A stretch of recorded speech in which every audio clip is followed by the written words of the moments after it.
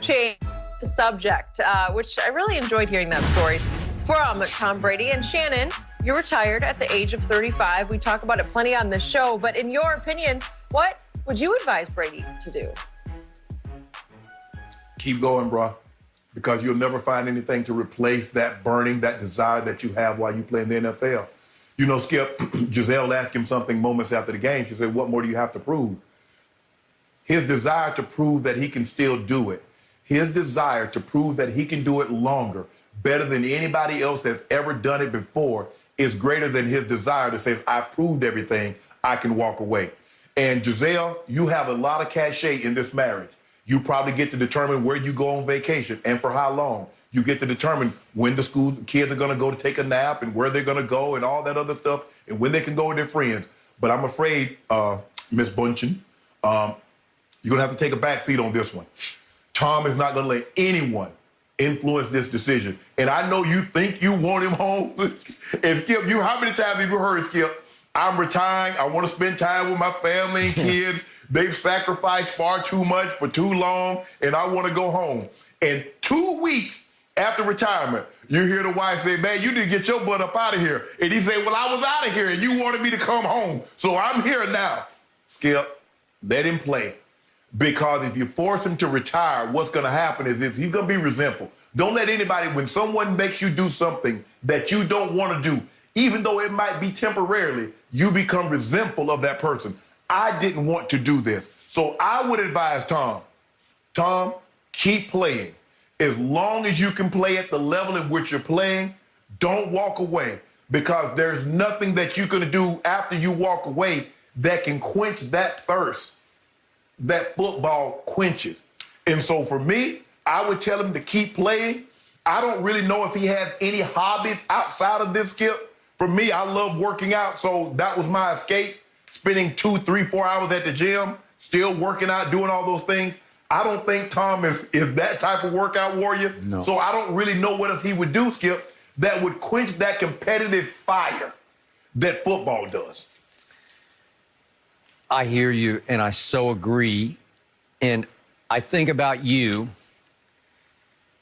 You were pretty much forced to stop playing professional football at age 35 because your body was starting to betray you, and you were just getting sick and tired of how hard it was to prepare for games by having to sit through meeting after meeting after meeting. Yet, the great thing about Shannon Sharpe, the man I know, is you got to do what I believe you were born to do, which is play pro football at the highest level. But the sad part of that is your life's work ended when you were 35. You were just coming into your own as a man. You're only 35 years of age, and it's over. What you're born to do, you can't do it anymore. And I am so thankful for you that you did have the gift of gab, so you were able to segue right into sports broadcasting. And if you couldn't play football, you could dissect football. You could talk about it. You could break it down. You could sort of hold it in your mental hands and say, well, it's still this and it's still that. And it gives you a little bit of connection on Mondays to say, I feel a little bit of what happened on Sunday. And Skip, CBS allowed me to go out and do interviews. So I got an opportunity. Sometimes I could go watch practice. I could go sit down and talk to the guys. The guys would ask me, okay, what was it like in this situation? And you were trying to win a championship. So I felt I was still close to the game, even though I wasn't playing in the game. See, Tom is not a guy, Skip. Tom is not going to be Tony Romo. He's not going to be Troy Aikman. Tom Brady ain't looking to get no TV gig, because you know in these gigs, Skip, you got to be critical of players, of coaches. And I don't think I think that's one of the main things, one of the reasons that Peyton hasn't taken one of these jobs. Because you got to be critical sometimes. You got to say, you know what? That was a bad decision. That was the wrong read. That was a blown call by the coach. He shouldn't have. And so I don't know where Tom goes, Skip. If he doesn't play football, what do you see Tom doing, Skip? There's only so many rounds of golf that you can play in a day. Bingo. He loves to play a little bit of off-season golf, but it's not going to scratch that itch. I don't know. No. I don't see him being a coach. I don't know for sure.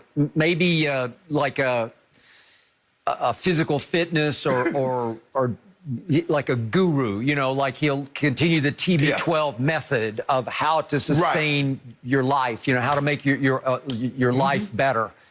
But quick aside, our friend, our man, Eric Dickerson, that we often have on the show here, we call him the Rambassador.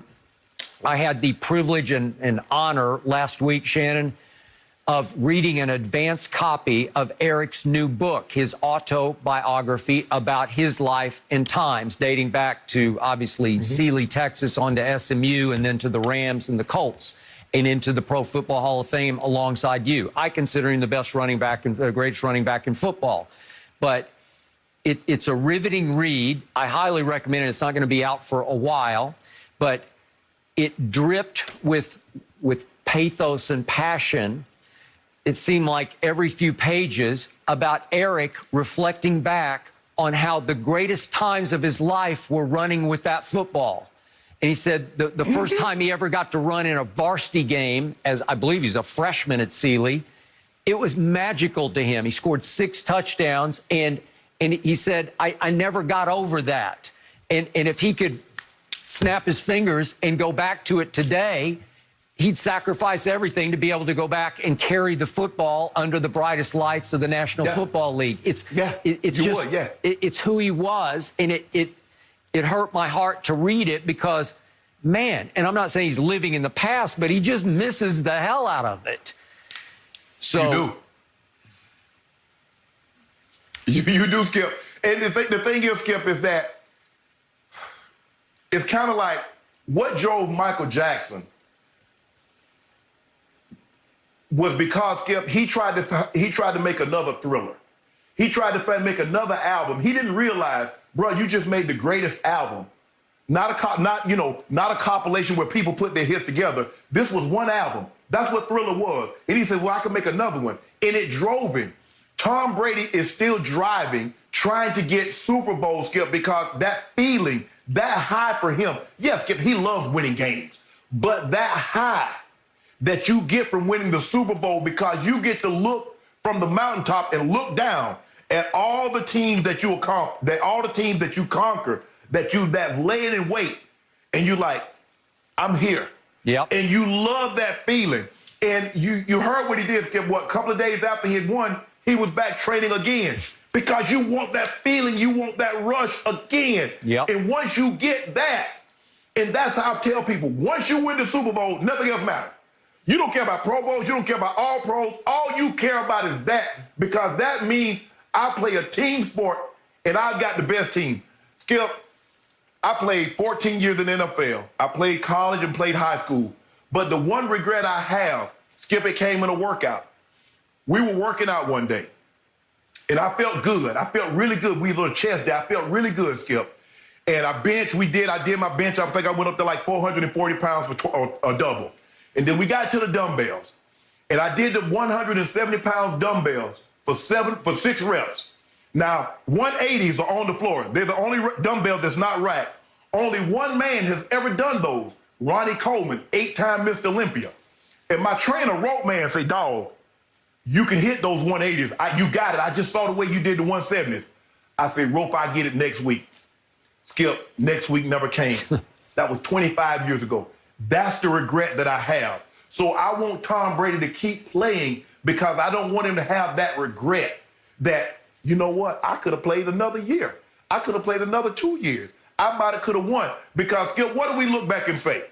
Michael Jordan, had he played those 8 consecutive years, they might have won 8 straight titles. Yep. I tell you what's not going to happen. Tom Brady ain't going to have that. Tom Brady's going to empty the tank. When they say he gonna drive this car till the wheels fall off, till the wheels fall off, the engine drops out, the steering wheel comes off the column, there's going to be nothing but a shell of a car when Tom Brady leaves. That's when you know he's going to know it's over, because everybody else, it seems to me, Skip, that's when he's going to know that it's over. So for me, Tom, keep playing, bro. You're having too much fun. You enjoy everything.